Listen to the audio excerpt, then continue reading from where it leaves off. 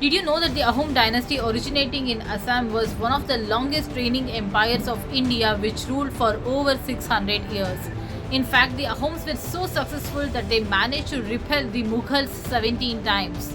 And one of the key reasons for their success against Aurangzeb's army was a military strategy which was based on guerrilla warfare. The most celebrated warrior in the Ahom dynasty was Lachit Borphukan, as he led many successful campaigns against the Mughals. Battle of Saraighat is one of the famous instances where the Aurangzeb's army, headed by Ram Singh, launched a naval attack on the Ahoms alongside the river Brahmaputra. Meanwhile, Lachit Borphukan became gravely ill and couldn't lead his army. Taking advantage of this, the Mughals aggressively attacked the Ahoms and the Ahoms started retreating. When this news reached Lachit Borphukan, he emerged from his deathbed, going against the advice of his physician, and led his soldiers from the front. His presence had an electrifying effect on his army. Ahom warships began to attack aggressively and 4,000 Mughal soldiers were killed.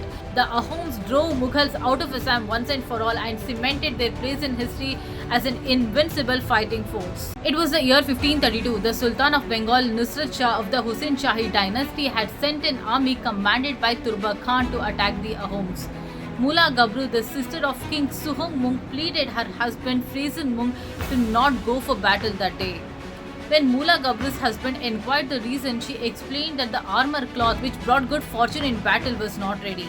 It was the custom amongst the Ahoms that whenever a commander went out to battle, his wife gave him a piece of battle cloth as a talisman for good fortune. The cloth had to be spun and woven by the wife herself just on the previous night. Friesen Mung ignored his wife's request and went to battle anyways and was killed in battle by Turbak Khan. Being a warrior, Mula Gabru, in order to avenge her husband's death, organized an army of women warriors and entered the battlefield. She fought bravely against Turbak Khan and ultimately died as a brave martyr.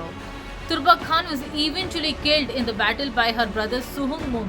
Mula Gabru will go down in history as one of the foremost female warriors India ever produced, alongside Rani Jhansi, Kittur Rani Chennamma, Rampyari Gurjar, who sacrificed themselves for the greater good. Do you know what kind of military genius the Ahoms were to have resisted 17 incessant Mughal invasions to finally overthrow them outside of Assam?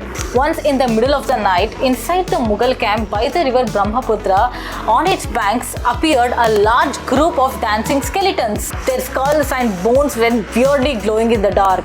Then they began to wail, a prolonged, terrible wail that chilled the Mughal army's hearts.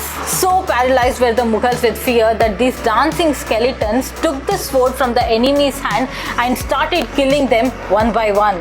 It was an awe-inspiring, convincing performance by the Ahoms, wearing black shirts, pajamas and caps with rib cages and bones drawn on them using natural luminous paints prepared by the Ahoms.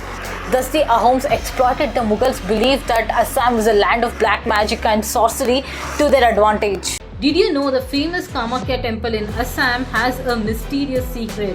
The coach king of Assam, Bishwasingha, in the 1500s got separated from his troops. Wandering alone, he stumbled upon the ruins of an ancient temple called Kamakhya on the top of Nilachal hills. He prayed to the goddess Kamakhya that he would rebuild the temple structure if she reunited him with his army. This wish was granted and the promise was fulfilled by Bishwasingha and his son Naranarayan. The temple became functional and the puja rites were given to the priest called Kendukalai. After some days, the king got to know that when Kendukalai was performing puja in a trance, the goddess herself dances inside the temple. Eager to witness this, the king along with his brother tried to spy on the goddess while she was dancing. The goddess got to know that the king Naranarayan and his brother Chillarai were secretly watching her dance standing behind the pillars. The goddess cursed the priest to turn into a stone, and both the king and the brother got cursed by the goddess, saying that if any of the Koch family members ever even have a sight of the Nilachal hills, they will perish. From that day till now, some family members including Jagadipendra Narayan and Virajendra Narayan passed on just few days after having a look at the Nilachal hills. Gayatri Devi, the daughter of the Koch kingdom, never took a flight to Guwahati as Nilachal hills can be seen from the airport.